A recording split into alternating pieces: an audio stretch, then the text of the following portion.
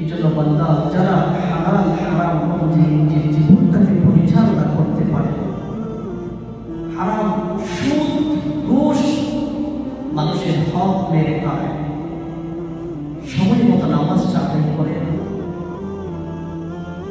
যারা ইমানদার মুসলিম যারা আছে তাদের সাথে তাদের নামাজ যারা পড়ে তাদের সাথে ভেদাভেদকে মানাই না, যারা হক হারাম মেনে চলে তাদের সাথে মুশকিল সুখের সাথে মানাই না।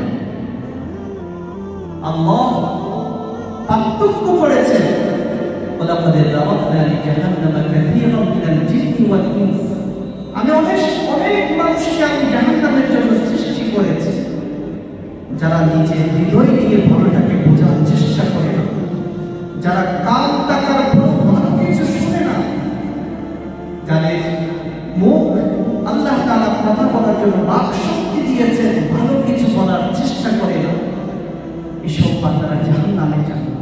বান্দা জাহান্নামের এই কঠিন শাস্তি কেমনে সহ্য করবা? এই জন্য যুবক একবার আল্লাহকে ডাকো, সেজদায় বলতে তোমার সেজদা আরশ আজিম কেঁপে উঠবে, তোমার সেজদা আরশ আজিম কেঁপে উঠবে, এমন সেজদা করা যে সেজদায় আল্লাহ খুশি হয়ে যায়।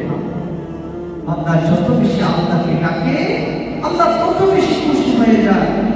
মা যেমন সন্তানকে ডাকলে, সন্তান যেমন মাকে ডাকলে মার চেয়ে বড় আনন্দিত আর কেউ হতে পারে।